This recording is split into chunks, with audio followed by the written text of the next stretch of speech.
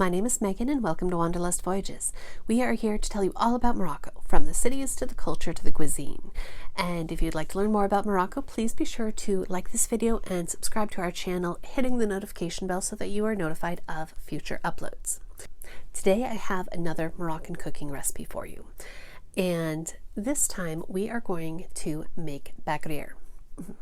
A lot of people will refer to mismin as Moroccan pancakes, but it's really not. Baghrir, however, is essentially Moroccan pancakes.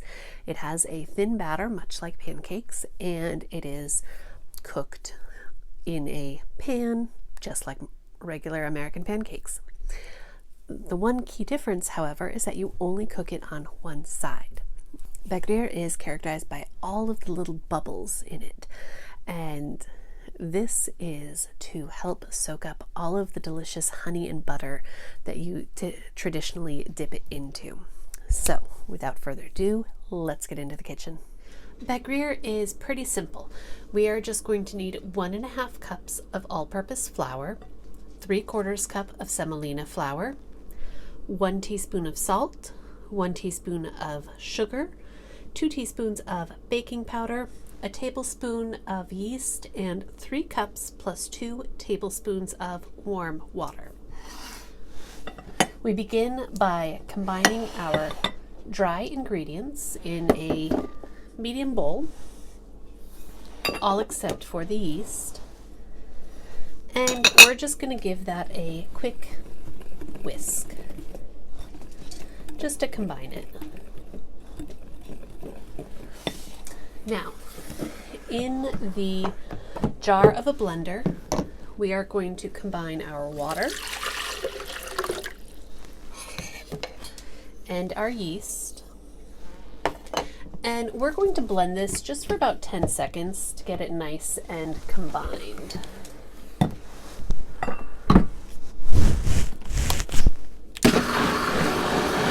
Now we are going to begin to add our flour mixture, but we don't want to add it all at once or else that can make it clumpy.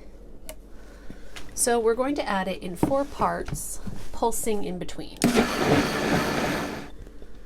And after we add the last of our flour, we are going to turn it up to high and blend it for about a minute.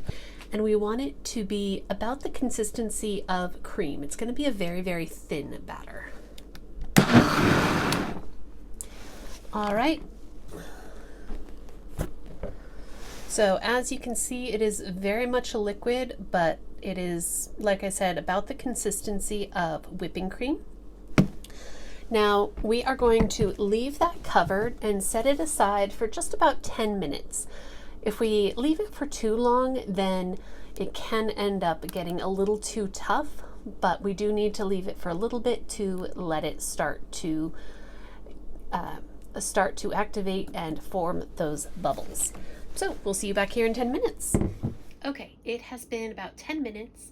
I did go ahead and pulse this one more time to make sure that anything that may have settled is back blended correctly. Now I have a pan heating over medium-low heat. Now, this is a pan that I got in Morocco that is specifically meant for Baghrir.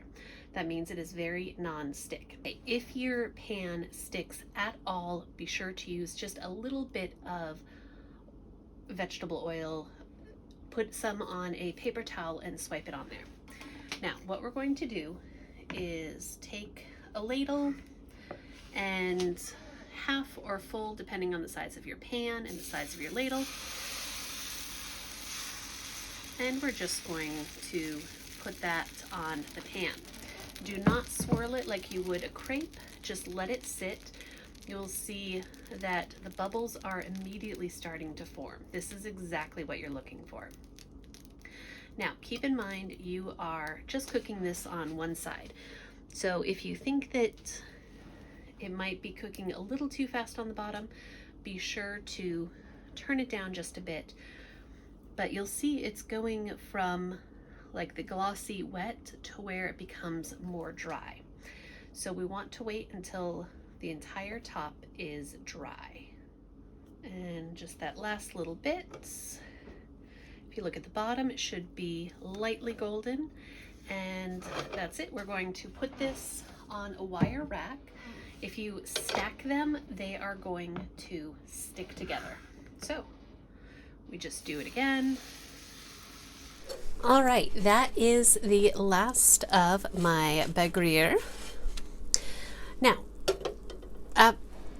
as you can see, once they're cooled, you can stack them, just not while they are still steaming.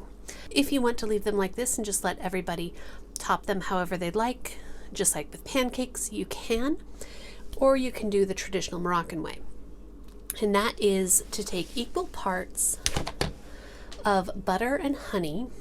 I'm just going to do a few because we do like to keep the ones that are not being eaten without being soaked. But you want to melt the butter and the honey.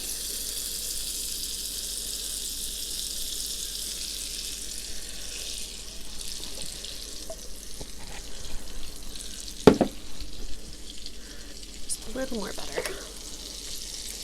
And just stir it together.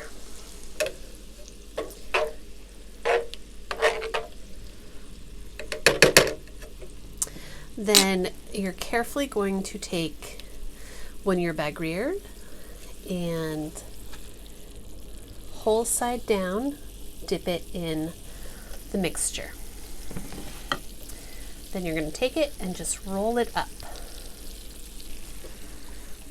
So this is actually plenty hot. Looks like I'm getting browned butter in this, which is delightful.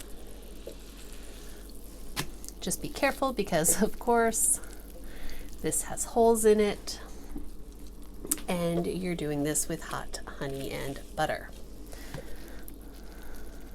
And there you have it, your delicious Moroccan Baghrir. Have these for breakfast, for dessert. They are delicious with amlou, with honey. Some people put cheese on them, the cream cheese, of course. You can put whipped cream, sprinkle some nuts. It is absolutely delicious. I hope you will try these out and leave me a comment down below to let me know how it goes. Thank you so much for joining us, and I will see you next time. Bon appetit!